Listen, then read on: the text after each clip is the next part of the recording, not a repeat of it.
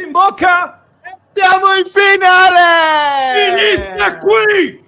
Finisce qui! L'abbiamo fatto di nuovo! L'Inter ribalta il Como e vola in finale di Coppa Italia! Ci siamo di nuovo noi in finale! È 3-2 in una partita folle con l'Inter che ha saputo rendere epica anche la Coppa Italia con 60 minuti quasi regalati al Como, ma ancora una volta li abbiamo illusi e li abbiamo puniti perché sono 11 gol in 4 partite segnati a questo Como con Fabregas che ci aveva ingabbiati, che aveva letto meglio e preparato meglio questa partita, ma l'Inter non vuole mollare niente in questo finale di stagione e l'Inter con la forza della panchina, dei giocatori subentrati, un grande Hakan Çalhanoğlu, un ottimo Petar Sucic, un frizzante Andy Diouf, la ribalta e qui siamo quasi ai livelli di quell'Inter Sampdoria. Qui abbiamo scritto ancora una volta, nonostante sia solo Coppa Italia, un'altra pagina epica della nostra grande storia nerazzurra. E lì dove i gufetti ci aspettavano al varco, beh, signori, dovete aspettare la prossima volta, perché l'Inter l'ha fatto ancora e in finale ci siamo noi. Simo! Pensavano loro, credevano, erano convinti che fosse finita. Tu all'intervallo hai chiesto, ma ci credi veramente o no? Sì, ed eravamo 1-0, non 2-0. Ma come se fosse la prima volta che l'Inter fa una roba del genere. Proprio contro il Como l'abbiamo fatta poche settimane fa. L'abbiamo portata a casa con la voglia, con la fame. È servito l'episodio a sbloccarla, c'è anche Lautaro in campo in tutto questo. È servito l'episodio a sbloccarla, ma poi l'Inter ti travolge come un fiume in piena. E il Como, ancora una volta, deve capitolare di fronte a una grande rimonta di un Inter che ha fatto un terzo di partita, però è bastato. E direi che mi va benissimo. Per questa finale va benissimo. Che sgasata, signori, che sgasata che Hakan Çalhanoğlu di piede da fuori area, di testa da dentro l'area. Petar Sucic è entrato benissimo, grande impatto su questa partita con Andy Diouf che ha dato anche un altro brio, un'altra vivacità poi a tutta l'Inter. Simo, sono veramente carico perché io ci tenevo a questa Coppa Italia, ci tenevo davvero e vincerla così ti gasa veramente tanto. Ripeto, partiti non bene con il Como che ci aveva ingabbiati, il gol a inizio secondo tempo così pronti via con l'errore di Zielinski sembrava che potesse tagliarci le gambe. Ecco, se il Como ha letto meglio la partita come tanti scrivono in chat, Chivu ha avuto ragione con i cambi, perché ha fatto anche dei cambi quando si dice delle scelte dell'allenatore. Poi tu togli Di Marco e togli Zielinski e noi stavamo dicendo ti sei preso anche un po' di rischio perché vai a togliere dei giocatori che hanno i colpi, che hanno la possibilità col tiro da fuori, col piazzato, con l'assist, con la qualità. Vai a togliere due giocatori che effettivamente stavano facendo male, Di Marco e Zielinski su tutti, che ha regalato anche il gol del 2-0. Butti dentro Diouf, che era un po' finito nel dimenticatoio nell'ultimo periodo, sposti Luis Enrique a sinistra, butti dentro Sucic quando avresti Mkhitaryan. Diciamo che la logica ti porterebbe a portare dentro il giocatore più esperto come Mkhitaryan e invece metti dentro Sucic che anche qui sembrava in un momento di flessione, in un momento un po' di desaparecido, ha stravinto a gara in corso Christian Chivu, ha avuto ragione Christian Chivu. Sì, ha fatto dei cambi di coraggio. Io all'intervallo in realtà l'avevo detto, cioè l'unico giocatore che, come dico in realtà dall'inizio stagione, che in questa Inter ha quel tipo di fuoco, di fiammate che può dare, è Diouf. E da un lato questo mi fa anche un po' cadere le braccia, perché una squadra come l'Inter non può aggrapparsi a Andy Diouf. Però ci sono certe partite in cui veramente, cioè se ragiono sui cambi dico, se devo sperare nella fiammata che mi ribalta l'inerzia della partita, Diouf è l'unico, anche più di Dumfries, anche più di chiunque altro. E infatti entra in campo e entra nell'azione dei primi 2 gol. Non fa l'assist, però entra nell'azione, lo vedi, prende palla e punta. Su 5 dribbling ne sbaglia 4, ma se ne vince uno fa comunque un'azione più pericolosa delle 100 che fa Luis Enrique in quella stessa zona, ma per questione di caratteristiche, non lo dico per attaccare Luis Enrique. Proprio sono 2 giocatori diversi. No, proprio a livello di attitudine, all'occhio del tifoso, tu vedi proprio 2 cose differenti.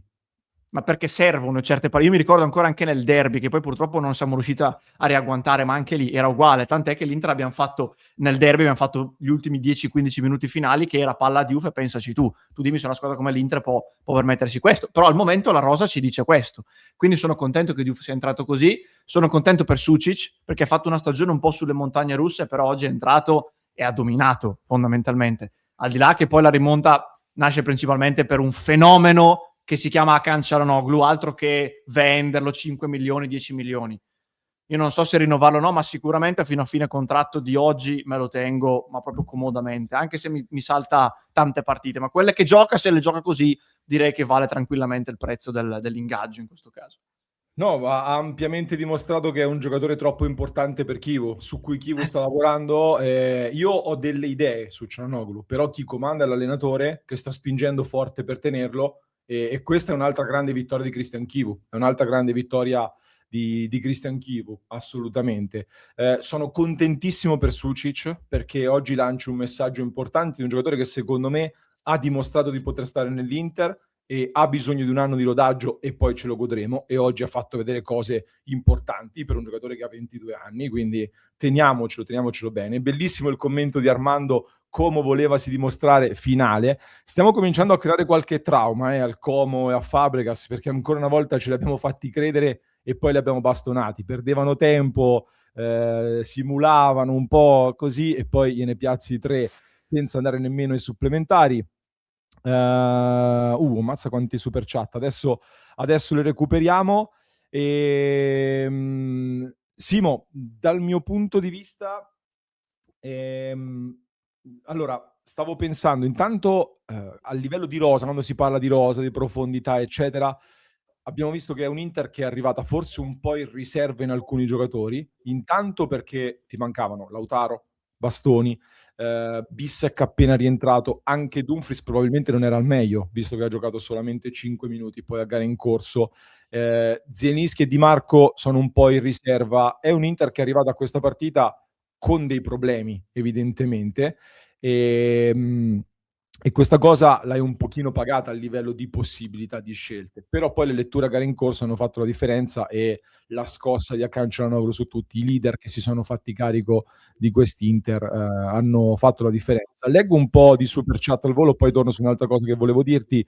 Armando che ringraziamo, Angela che ringraziamo, dice annegati nel lago alle... crudele Nel lago Duria. Bellissima questa. Grazie Angela per il grande supporto. Miki Tariano, come nel 1127, assediati, abbattuti, città bruciata con la Milano nerazzurra, non c'è speranza, viamo tutti. Qui siamo proprio sui cenni storici. Fabio, sul carro di Sucic da Charlotte. Fabio me lo ricordo che ce lo diceva da subito. Grazie Fabio per il grande supporto. Franco, Fabregas penserà ancora che non gli conveniva allenare l'Inter? Top 4 di oggi c'ha la Sucic, Pepo e Diouf. Che ne dite? Simo, lo chiedo a te, sei d'accordo con la top 4? C'ha Sucic, Pepo e Diouf. Anche Barella secondo me ha fatto una partita, forse si è notato poco, ma poi soprattutto nella parte in cui l'Inter è cresciuta nell'ultimo terzo di gara, e anche lui si è messo a dominare lì in mezzo. Sì, comunque sui due gol il Pepo per te, Simo, ha responsabilità oppure no? Come valuti la sua partita?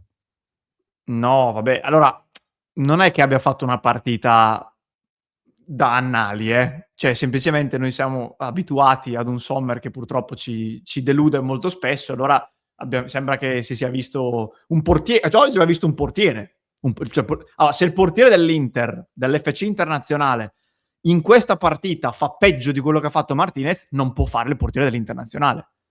Tutto qui, cioè non è che abbia fatto una gara da 9 in pagella, però anche con la parata finale che poi si alza e ti gasa, sì. Ha fatto quella gran parata su Diao, che poi anche lì è da rivedere, perché in parte anche Diao sbaglia, secondo me, sono onesto in questo, però ragazzi io continuo a dirlo, non mi serviva questa partita per pensare che dovrebbe essere lui il titolare, lo ripeto da inizio anno, però ormai ho perso le speranze. Buoni segnali, mi è piaciuto anche del Pepo l'esultanza alla fine sull'ultimo intervento. L'ho visto molto, esatto. Mi ha dato, è un'impressione mia però, che poi me lo voglio rivedere, l'impressione di un giocatore molto coinvolto nel gruppo, quindi è stata una bella una bella immagine, come quella del sorrisetto da terra che mi è piaciuta molto. Antonio dice 32 mesi con noi, mi ricordate perché Martinez non dà sicurezza? E chiede, ne stavamo parlando infatti. Matteo, grazie per il supporto. Arrostiti, grazie super direttore Mega Galattico, grazie Lupo Frizza per queste emozioni. Io ho finito la voce. Pica Pica, grazie. Notte magica, portateci Nico Pass, Forza Inter. Oggi ha fatto delle belle cose Nico Pass, ma non è riuscito ad incidere in zona gol, dove invece sono riusciti ad arrivare prima Baturina e poi D'Acugna subito in avvio di secondo tempo, sfruttando l'errore di Zelinski. Marzio, vi ricorda un po' Ranocchia Sensi come rimonta a segnale per la finale? Quella con l'Empoli. Ai tempi con l'Empoli. Beh, qui siamo a delle proporzioni, secondo me, ancora più epiche, francamente, come partita, come il livello dell'avversario, perché questo Como, ragazzi, è forte, con tanti giocatori di ottima qualità. Dottor Tot, un abbraccio da 11.000 metri, non ci posso... Ma ci sei arrivato adesso con la partita, agli 11.000 metri, o come ce la spieghi questa? Grazie di cuore. Harvey Specter che dice: mi sono ricordato il significato di portiere oggi, grazie per i 4 mesi con noi. E Jacopo, faccio mea culpa su Kivu, Ciala, testa di testa, un sogno. Simo, giudizio sulla prestazione dell'Inter di Kivu stasera?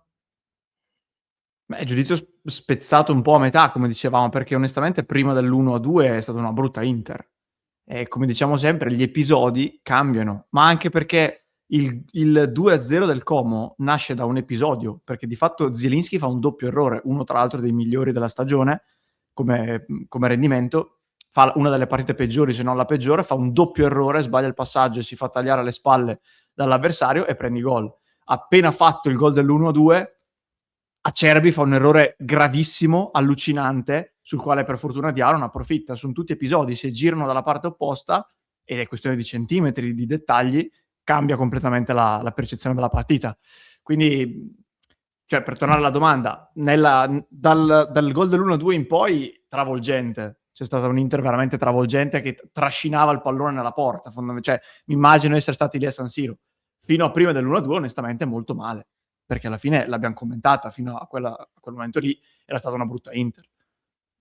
Daniel, grazie, bello, ma non abbiamo segnato a Fabregas nel primo tempo e questa è una macchia che non ci toglieremo mai, purtroppo, dalla nostra partita. Paolo, ma quanti gol abbiamo fatto da quando si è rifatto male Lautaro? Grazie Paolo per il supporto. Beh, Lautaro ha saltato...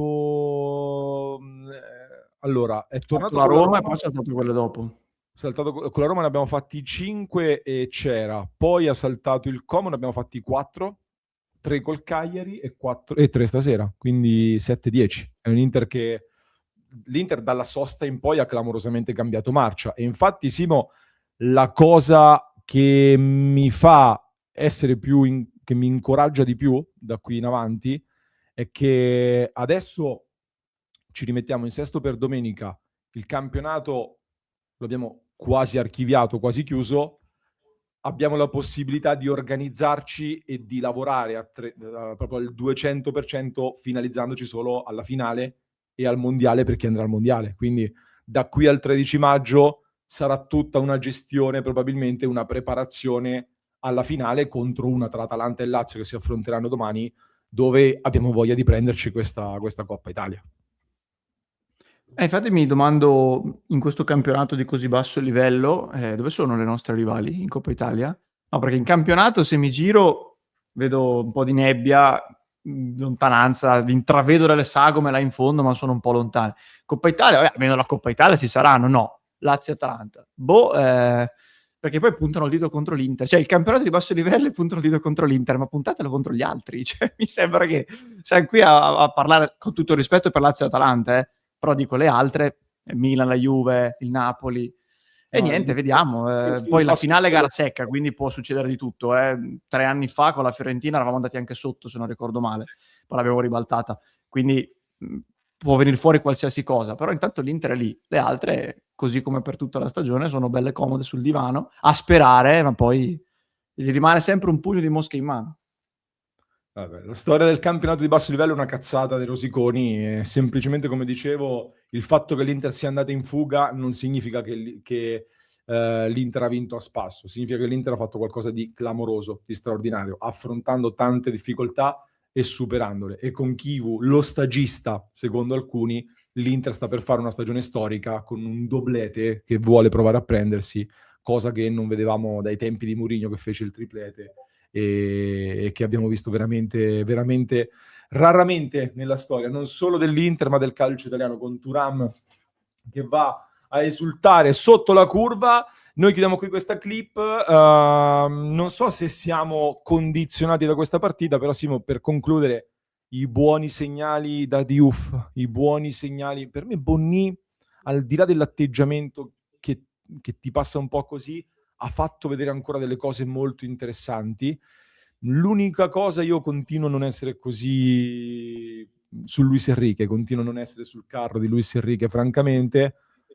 C'è materiale in quest'Inter comunque su cui lavorare, quindi anche in ottica mercato delle cose ci sono, secondo me. Questa è un'altra gran bella notizia, che è una stagione che ha valorizzato anche tanti calciatori.